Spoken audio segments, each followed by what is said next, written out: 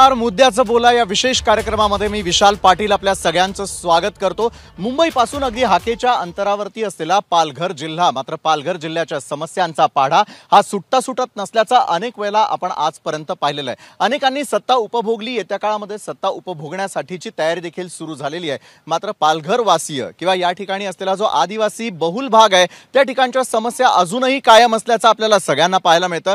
एका बाजूला पाहायला गेलं तर सागरी, नागरी आणि डोंगराळ अशा सगळ्या भागामध्ये वसलेला हा पालघर जिल्हा तसा सधन म्हटला तरी देखील या ठिकाणची गरिबी का पूर्णपणे दूर होताना दिसत नाही। अजूनही त्या ठिकाणी बालमृत्यूचं असेल किंवा कुपोषणाचं असेल ते प्रमाण सर्वाधिक का असल्याचं पाहायला मिळतं। तर आजूबाजूला असलेल्या MIDC परिसरामधून देखील अजूनही औद्योगिक प्रदूषण होतं, ज्याचा फटका इथल्या पालघर वासियांना नेहमी बसत असतो। मात्र पालघरची खरी ओळख असलेलं तारपा नृत्य, त्यांना आज आपण मुद्द्याचं बोला या आपल्या विशेष कार्यक्रमाची सुरुवात करणार आहोत आणि इथले एक स्थानिक कलाकार आज आपल्या सोबत आहे। पालघरचं असलेलं जे हे आदिवासी नृत्य आहे त्यासाठी ज्यावेळेला तारपा नृत्य सादर केलं जातं त्यावेळेला लागणारं इन्स्ट्रुमेंटही आपल्या आजच्या या कार्यक्रमात सुरुवातीला आहे। तर दादा होऊन जाऊ द्या।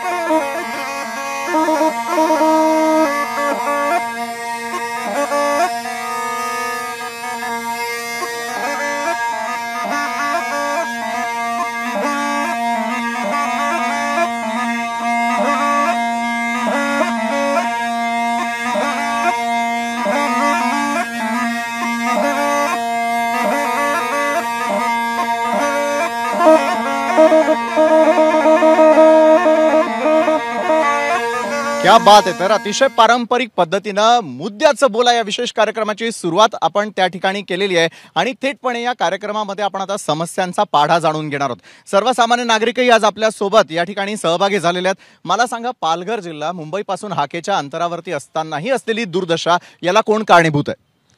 ह्याला जे सत्ताधारी आहेत हे कारणीभूत आहेत। त्याच्यामध्ये सर्व पक्षाचे लोक आले, कारण प्रत्येकाने सत्ता उपभोगलेली आहे। पालघरचा विकास व्हावा म्हणून पालघर जिल्ह्याची स्थापना झाली, परंतु पालघर जिल्हा होऊन सुद्धा फार काय मोठा फरक पडलेला नाही आहे। हा आदिवासी बहुल जिल्हा आहे। ह्याच्यामध्ये एक खासदार आणि 6 आमदार आहेत, त्याच्यामधले 4 आदिवासी आणि खासदार आदिवासी समाजाचे आहेत। आणि त्या मानाने सुद्धा आदिवासी जो पट्टा आहे, जो डोंगराळ भाग आहे, तिकडे ज्या पद्धतीने आदिवासींचा विकास व्हायला पाहिजे किंवा कुपोषण थांबायला पाहिजे, त्यांची आर्थिक प्रगती व्हायला पाहिजे, ही झालेली नाही आहे। खरं म्हणजे त्या एरियामध्ये डहाणू ते नाशिक ही रेल्वे मार्ग प्रस्तावित होता, परंतु अजूनपर्यंत झालेला नाही, जेणेकरून त्यांची शहराकडे येण्याचा मार्ग सुकर होईल आणि त्यांच्या परिसरातले लोक शहराशी टच होतील, परंतु ते झालेलं नाही। त्यामुळे ते अजूनही आदिवासी दुर्लक्षित आहेत आणि त्यांना ह्या जिल्ह्याचा काही फायदा झालेला नाही। बरोबर आहे। म्हणजे इच्छाशक्तीचा अभाव या ठिकाणी पडताना दिसतो का? इच्छाशक्ती नाहीये म्हणून मग सत्ताधाऱ्यांना काही करावंसं वाटत नाही का? नाही, तसे तर काय म्हणजे इच्छा असून सुद्धा ते काय करू शकत नाही का? बरं, महिलांना किंवा इथले जे विद्यार्थी आहेत किंवा शैक्षणिक समस्या याचा पाढा किती लांब आहे? खूप लांब आहे। म्हणजे मुलांना शिक्षणासाठी तर पाहिजे तशा सुविधा नाहीत।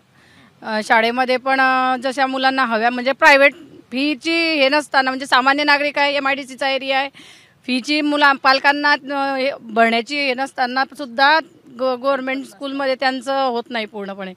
बरं, मुंबईमध्ये सगळ्या सुविधा, मग इथेच का नाही? इथे सामान्य जे जनता आहे ती बाहेरच्या प्रांतातून आलेली आहे, म्हणून लोकल जेवढे लीडर आहेत ते कुणाला लक्ष द्यायचे पडलेले नाही।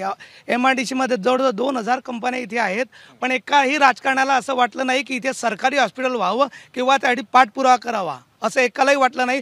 गरीब जनता आहे, 12-12 तास इथे ड्युट्या करतात, 16-16 तास ड्युट्या करतात, पण मुंबईला जातात, पण नेत्या त्यामध्ये बरेच पेशंट असे असतात दगावले जातात, कंपन्यांमध्ये आग लागते, बरेच कामगार जे आहेत दगावले जातात, पण एकालाही वाटलं नाही की इथे चांगलं वैद्यकीय चांगलं हॉस्पिटल, मोठं हॉस्पिटल. बरोबर आहे. रुग्णालय नाहीये, औद्योगिकीकरण नाहीये, अशा अनेक समस्या आहेत. मात्र मुख्यमंत्री एकनाथ शिंदे तर इथून जवळ असताना देखील पालघरकडे दुर्लक्ष होताना दिसतं असं वाटतं का? कारण नागरिकांनी तर अख्खा पाढा वाचून दाखवला, मात्र सत्ता कुणाची असली तरी देखील समस्या सोडल्या जात नाही असं का म्हटलं जातं? आज तर मी विशेष एकनाथ शिंदे साहेब 1.5 वर्ष झाले आणि पालघर जिल्हा महाराष्ट्र राष्ट्राला असे मुख्यमंत्री मिळालेत आणि 200 बेडचं हॉस्पिटल सुद्धा त्यांनी सँक्शन केलेलं आहे.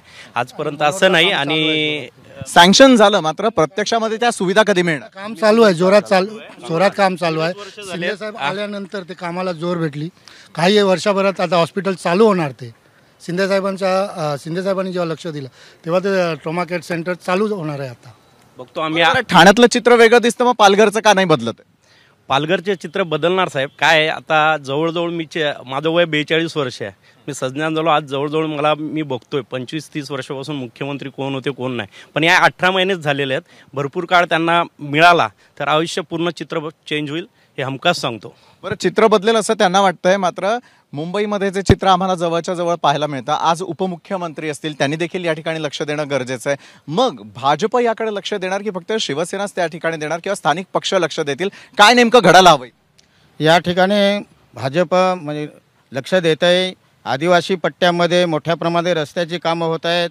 अंगणवाडीमध्ये अमृत आहाराची योजना आहे, त्याच्यामुळे कुपोषण बऱ्यापैकी कमी झालेलं आहे. आयुष्यमान भारत कार्ड प्रत्येकाला मिळालेले आहेत. धान्य मोफत मिळतं आहे. त्यानंतर अशा अनेक योजना या ठिकाणी दिल्या जात आहेत. बरं, पण आजपर्यंत शिक्षक म्हणून या दोघांनी या ठिकाणी काम केलं, मात्र शिक्षणापासून वंचित असलेला जिल्हा ही ओळख का होते?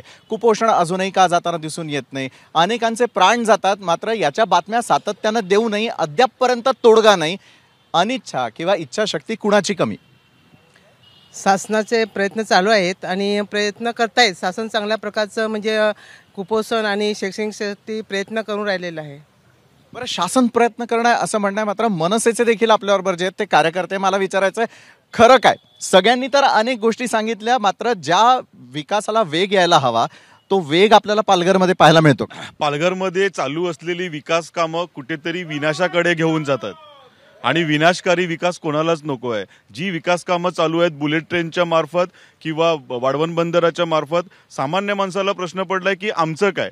हे विकास होताना आम्हाला जर तुम्ही उद्ध्वस्त करणार असाल तर अशा प्रकारचा विकास लोकांना नको आहे.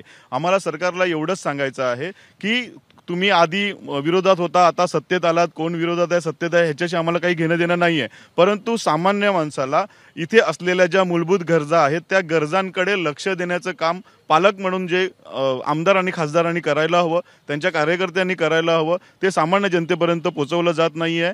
आणि त्यातनं होणारा जो काही उद्रेक आहे तो उद्रेक येत्या निवडणुकीला त्यांना पाहायला मिळणार आहे. बरं, उद्रेकाला सामना करावा लागेल किंवा उद्रेकाला सामोरं जावं लागेल असं म्हटलं तर इथे येताना घाटाघाटाच्या रस्त्याने आलो, हा घाट कधी संपेल किंवा हा रस्ता कधी संपेल अशी वाट बघत असताना समस्यांचाही घाट तेवढाच मोठा आहे. मग तो सोडवणार कोण?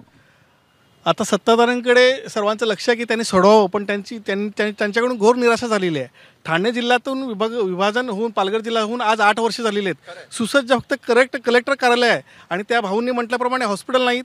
आणि जव्हार आणि मोखाडीची परिस्थिती काय? जव्हार आणि मोखाडीची परिस्थिती अशी आहे की तुम्ही येताना तुम्हाला झोपड्या दिल्या असतील, त्या परप्रांतीचे नाही आहेत, ते आमच्या आदिवासी बांधवायचे आहेत, कारण त्या नोकरीसाठी आज इकडे शोधत फिरत आहेत.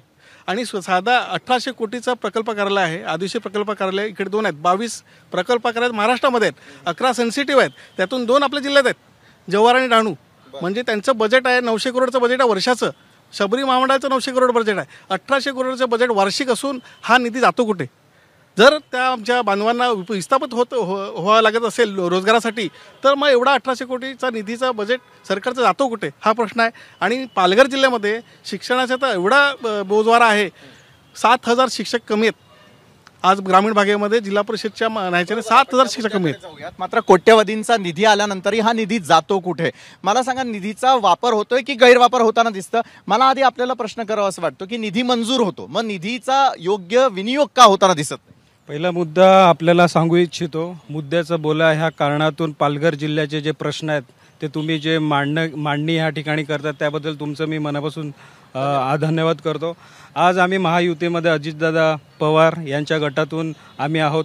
आता ही जी आमचं जे सरकार आहे महायुतीचं सरकार आहे आणि नक्कीच आम्हाला अजून वेळ हवा आहे, जेणेकरून आम्ही अजून विकासाचे जे पण मुद्दे असतील, जेही तुम्ही जो प्रश्न विचारला त्यावर आम्ही नक्कीच काम करू.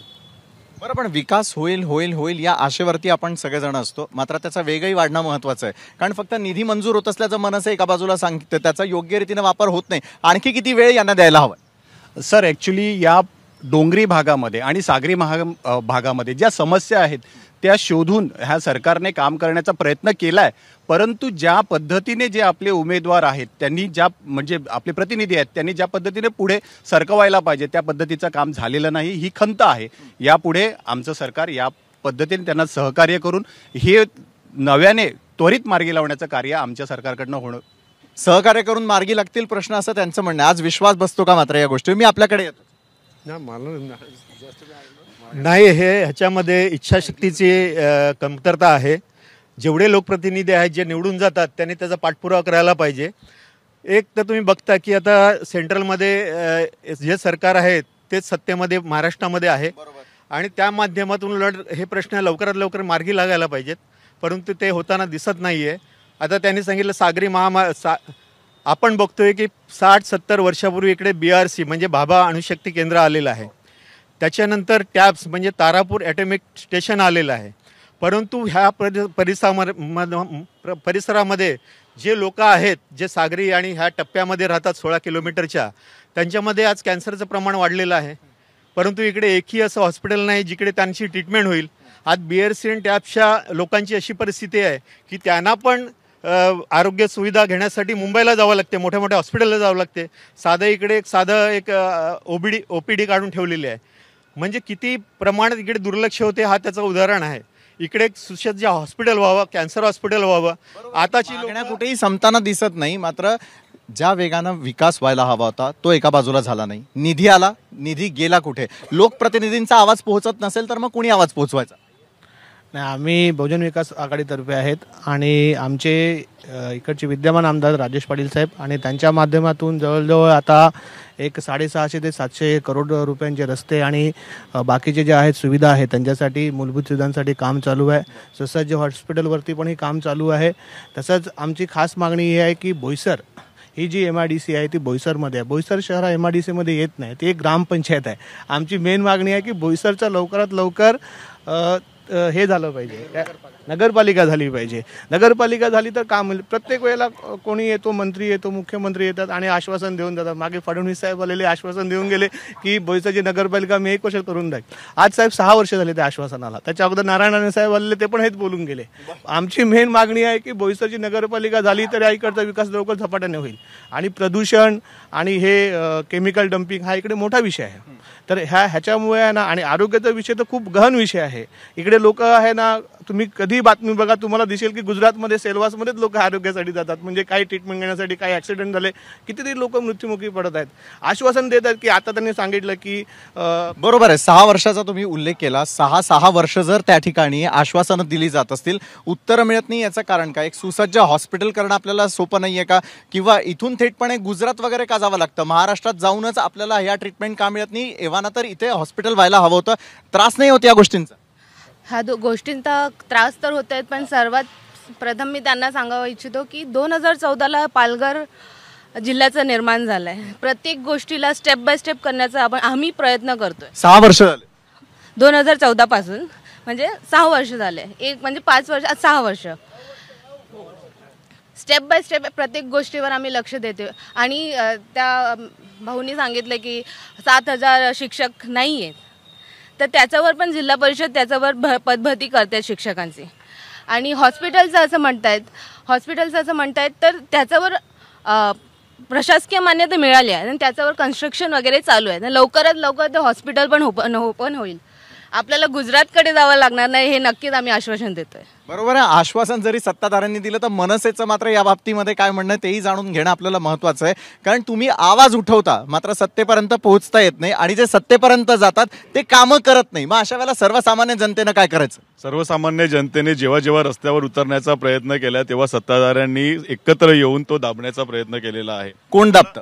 सगळेच सत्ताधारी, आता गृह खातच त्यांच्याकडे आहे, त्यामुळे मला असं वाटतं की जे अत्यावश्यक गरज आहे शिक्षण आणि आरोग्य, ह्याच्यासाठी जर आपल्याला बाजूच्या राज्याचा जर वारंवार आधार घ्यावा लागत असेल आणि मग त्यांच्याकडे असं कुठलं रॉकेट सायन्स आहे जे महाराष्ट्राकडे नाही आहे, असं काय आहे त्यांच्याकडे जे महाराष्ट्राला तुम्ही देऊ शकत नाही आहेत. म्हणजे हॉस्पिटल हा एकदम सोप्या बेसिक गरज आहे आणि एवढी मोठी MIDC इथे एस्टॅब्लिश करताना त्याचं नियोजन झालंच असणार. अगदी पालघर जिल्हा झाला आणि लगेच अद्ययावत इमारत कशी होईल, कलेक्टर कुठे बसतील, बाकीचे अधिकारी कुठे बसतील ह्याचं नियोजन झालं, परंतु सामान्य माणसाने वैद्यकीय सुविधा कुठे घ्यायची ह्याचं नियोजन नाही केलं. बरोबर आहे. नियोजनाचा अभाव ज्या वेळेला बोलला जातो याचं उत्तर तुम्हाला द्यावंच लागेल की नियोजन कमी पडतं आणि म्हणून मग दुर्लक्षित राहतो का हा भाग? या योजने शासकीय इथं काम चालू आहे हॉस्पिटलचं, जिल्हा रुग्णालयाचं. मला हे सांगायचं आहे की आपण उद्योगाच्या याच्यातही पुढेच आहो. कारण काय, ट्रॉमा तुम्ही बघितलं का, ट्रॉमा केअर सेंटर हायवेलाच आहे, जवळजवळ त्याचं काम पूर्ण होत आलेलं आहे. केंद्रातून एक महिला आलेल्या आमच्या पदाधिकारी, त्यांनी सगळी पाहणी केली, किती काम राहिलं, किती कामाची पैशाची गरज आहे, निधीची तेही हे घेतलं. त्याच्याच बाजूला थोडंसं जायला गेलं आपण तर वारली हट आहे. वारली हटमध्ये ऑल इन वन सगळ्या सुविधा आदिवासींकरता आहे. आणि तुम्ही आरोग्याचं म्हणताय ना, तर जे मेडिकल कॉलेज झालं ते आपल्या BJPनीच काढलेलं आहे. अजून काय सरकारी पैशातून या गोष्टी होतात, भाजप हे स्वतः करत नाही. मला सांगा, जरी एवढ्या घटना घडत असल्या तरी देखील ज्या वेगानं ते व्हायला हवं होतं तो वेग आपल्याला दिसून येत नाही. मात्र अजूनही जर तुम्हाला परराज्यामध्ये जावं लागत असेल आणि महाराष्ट्र आपल्याला लांब वाटत असेल तर मग इथल्या नागरिकांनी करायचं काय? महायुतीचं सरकार, दादा फडणवीस साहेब आणि शिंदे साहेब हे सर्व हे प्रश्न आग्रहाने आता सर्व जनतेसाठी पुढे घेऊन येणार आहेत आणि हे सर्व सत्ता दिल्यानंतर प्रश्नांसाठी वेळच नाहीये, उत्तर देणं गरजेचं आहे. मला सांगा, सत्ता आज गेल्या 5 वर्षात जे निर्णय आणि याच्या आधी सत्ता भोगणाऱ्यांनी 25 वर्षात याचा काही विचार नाही केला. पण मी तरी सांगतो, आमच्या सरकारने हा विचार करून 200 बेडचं हॉस्पिटल झालं, काही ज्या सुविधा. पण तुम्ही त्या काळातही सत्तेत होतात, आताही सत्तेत. शासन आपल्या दारी हा सुद्धा कार्यक्रम आमच्या सरकारने राबवलेला आहे. भले विरोधक हा प्रशासन जेव्हा काम करतो तेव्हा विरोधकाचा प्रश्न असतो, प्रत्येक विरोधकाचे लोकप्रतिनिधी असतील काही, त्यांनी सुद्धा शासनाचा फायदा हा द्यायला पाहिजे त्यांच्या लोकांना. पण ते जर विचार करत असतील का सरकारच सगळं घरी बसून काम करेल, तर तसं नाही होत. सगळं लोक कुठल्याही प्रकारच्या सुविधा देत नसल्याचं ते थेटपणे म्हणतात की निधी येतो, मात्र निधी कुठे जातो? बघा, आता ही सत्ता आहे, प्रत्येकाला आपापल्या सत्तेची एक वाढ असते. बघा, शेवटी लोक जनार्दन आहे. शेवटी लोकांवर जर खरोखर सरकारने काम नसेल केलं तर लोक त्याचे उत्तर ऑटोमॅटिक देतीलच. बरोबर आहे. त्यांचं म्हणणं आहे की सरकार आतापर्यंत कामं करत आलेलं आहे, मात्र आतापर्यंत त्याची उत्तरं दिली गेली नाही. मात्र तुम्हाला वाटतं का त्यांचं म्हणणं नागरिकच पुढच्या काळामध्ये निवडणुकांमध्ये ठरवतील? नाही, सर्वात मोठे इकडच्या समस्या म्हणजे आदिवासी बहुल जिल्हा असून सुद्धा आम्ही पण सुद्धा आदिवासी आहे, पण इकडनं शिक्षणापासून वंचित आहे.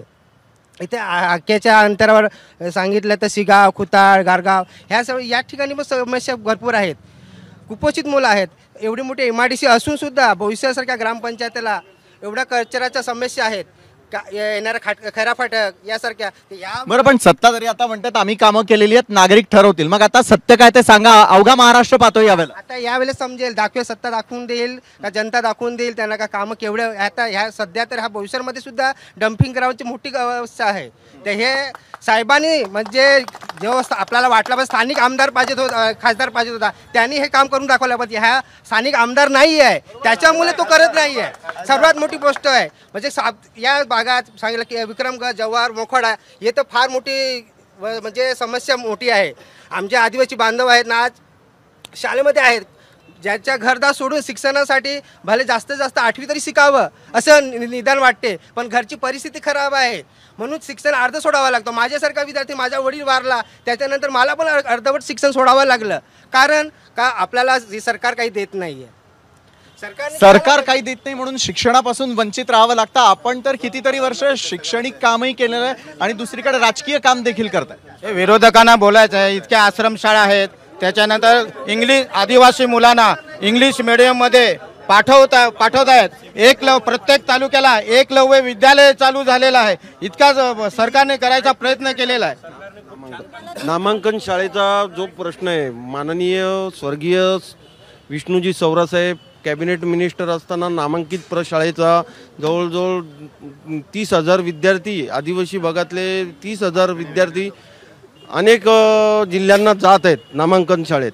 त्यानंतर पेशा कायद्याच्या अंतर्गत माननीय सौरासाहेब स्वर्गीय सौरासाहेबांनी या जिल्ह्यात पेशा कायद्याच्या अंतर्गत सर्व ग्रामपंचायतीचा विकास होण्याकरिता हा निधी मुक्त निधी दिलेला आहे. ह्या निधी या आत्ताच्या असलेल्या गव्हर्नमेंटनी पण ट्रामा सेंटरसारखा मेन हॉस्पिटल आपल्या हायवेला काढून 200 बेडचा ग्रामीण जिल्हा रुग्णालय. पण आदिवासी भागामध्ये जरी त्या ठिकाणी हॉस्पिटल असलं तरी हॉस्पिटल पर्यंत जाण्याच्या रस्त्याचं काय? मग अनेकांना ज्या वेळेला रस्त्यात प्राण जावे लागतात किंवा ज्या प्रकारच्या बातम्या आम्ही महाराष्ट्राला दाखवतो, वेदना होते त्यावेळेला. साहेब हे बळी आहेत, ह्या सरकारने घेतलेले हे बळी आहेत. आज 10 वर्ष होऊन सुद्धा इन्फ्रास्ट्रक्चर देता येत नाही. आणि दुसरी गोष्ट साहेब, पेसा ॲक्ट म्हणतात नावाला लागू केलेलं आहे, त्याचं अंमलबजावणी अजिबात झालेली नाही आहे. स्वातंत्र्य ग्रामपंचायतात दिलं गेलं नाही आहे. अजूनपर्यंत प्रशासन ह्या ग्रामपंचायतीला आणि पेशा हा दाबून गेलेला आहे. त्याच्यामुळे ह्याचा विकास होत नाही ह्या ग्रामीण भागाचा. बरं, विकासाला ब्रेक कशामुळे लागला त्याची कारणं जी ती त्यांनी सांगितली. मग इकडच्या स्थानिक प्रतिनिधींना या गोष्टी दिसत नाहीत का? फक्त राजकारण करायचं म्हणून राजकारण करायचं, कारण आपल्याच गावातले बांधव आहे, त्यांचे प्रश्न कधी सोडवा? स्थानिक विकास जे आपले आता आमदार खासदार आहेत त्यांच्या लेवलला ते त्यापर्यंत चांगले काम करतात. खासदारांचं काम इकडे उत्कृष्ट आहे, आमदारांचं म्हटलं त्यांचंही काम उत्कृष्ट आहे. आता जे आलेलं सरकार आहे म्हणजे आता साधारण 1.5-2 वर्षापूर्वी ते जे कामाने वेगाने कामाला लागलेलं आहे. आज शासन आपल्या दारी किंवा शासनाच्या पंतप्रधान योजनांची नावं त्यांनी सुद्धा 4दा सांगितले. त्यांचं म्हणणं आहे वेगानं हा विकास चालू आहे. तुम्हाला वाटतं का ताई? एवढा नाही चालू आहे वेगानं, जसा पाहिजे तसा एवढा प्रतिसाद नाहीच आहे. बरं, आज लोकप्रतिनिधी समोर काही प्रश्न थेट विचारणार आहात तुम्ही? आमची समस्या कचऱ्याचीच आहे. आम्हाला कचऱ्याचं डम्पिंग ग्राउंड नाही आहे, कचऱ्याची विल्हेवाट नाही लागत आणि खूप त्रास होतो आम्हाला कचऱ्याचा. जास्त आहे प्रदूषण. बरं, प्रदूषण कमी करण्यासाठी नेमकी कारणं कुठल्या प्रकारची असतील आणि प्रदूषण जर कमी करायचं असेल तर त्यासाठी सत्ताधारी आता काही करणार आहेत का? सत्ताधारी तर काहीच करत नाही. खरं तर प्रदूषणापेक्षा पण या भागामधल्या आदिवासींचे जे प्रश्न आहेत, रोजगाराचा जो प्रश्न आहे हा महत्त्वाचा आहे. 70 वर्षामध्ये या देशामध्ये प्रत्येकाला मतदानाचा अधिकार देण्याचं काम काँग्रेस सरकारने केलेलं आहे. आणि काँग्रेस सरकारने 70 वर्षामध्ये या भागामध्ये ग्रामीण रोजगार योजना आणलेली आहे. महात्मा गांधी ग्रामीण रोजगार योजना इथे आणलेली आहे. ही योजना देखील बंद करण्याचं काम या सरकारने आता करायला लावलेलं आहे. पूर्वीच्या काळातल्या अनेक योजना बंद करण्याचं काम केल्याचा आरोप त्यांच्याकडे मी आपल्याकडे उत्तर घ्यायला येतो. आज जवळजवळ कसं आहे, सध्या देशभरामध्ये जी काही परिस्थिती आहे या परिस्थिती तुम्ही जर बघितलं तर सन्मान्य मोदी साहेबांनी 2014ला सत्तेत येण्याच्या अगोदर देशामध्ये 2 करोड नोकऱ्या दिल्या जातील, स्मार्ट सिटी बनवल्या जातील, अच्छे दिन येणार आहेत, बेरोजगारी कमी होणार आहे, तरुणांना प्राधान्य दिलं जाणार. पण प्रत्यक्षात तुम्ही जर बघितलं तर तरुणांना या देशामध्ये पकोडा तळण्याचं काम सांगितलं जातं. यांचं म्हणणं आहे की आज जे सत्ताधारी पक्ष आहे ते विकासाच्या नावावरती मतं मागत आहेत. परंतु मगाशी एका आमच्या मित्राने चांगला मुद्दा घेतला की शिक्षणाचा मुद्दा. आमचं ठाम मत आहे की आम्हाला प्रगतीच्या मार्गावर एकच मार्ग घेऊन जाणार आहे, तो म्हणजे शिक्षण. आज आम्ही या जिल्ह्याचं अत्यंत बारकाईने निरीक्षण करतोय. डहाणूमधनं मी आहे. डहाणू तालुक्यातल्या जिल्हा परिषदेच्या 8वी पास झालेल्या जवळपास 1500 विद्यार्थ्यांना दरवर्षी प्रवेश मिळत नाही 9वीला. बरोबर, अतिशय गंभीर समस्या ही विद्यार्थ्यांच्या बाबतीमध्ये. मात्र तुम्ही आता मगाशी म्हणालात की या संदर्भातलं उत्तर देणार आहात आणि तुम्ही त्यांना काय प्रश्न विचार? यांची वाट बघत होतो की काँग्रेसवाले कधी येतात, ज्यांनी 70 वर्ष लाभार्थ्यांना फक्त फसवलेलं आहे. आज आमच्या नरेंद्र मोदी साहेबांनी लाभार्थ्यांना अकाउंटवर जनधन खात्यातून पैसे दिलेले आहेत. लाभार्थ्यांना थेट मदत झालेली आहे. ह्यांनी 70 वर्ष लाभार्थ्यांना फसवलेलं आहे. बरं, 70 वर्ष आतापर्यंत सत्ता उपभोगल्यानंतरही आता सत्तांतर तर झालं, मात्र आजही पालघर जिल्ह्याच्या समस्या जैसे थेच असल्याचं पाहायला मिळतं. येत्या काळातल्या निवडणुकांमध्ये सर्वसामान्य जनता कुणाला निवडून देते, कुणाच्या बाजूला हे मतदान करते हे देखील पाहायला मिळेल. मात्र आजच्या मुद्द्याचं बोला या विशेष कार्यक्रमामध्ये वेळ झालेली आहे. इथंच थांबण्याची. मात्र ताज्या घडामोडींसाठी पाहायला विसरू नका ABP माझा.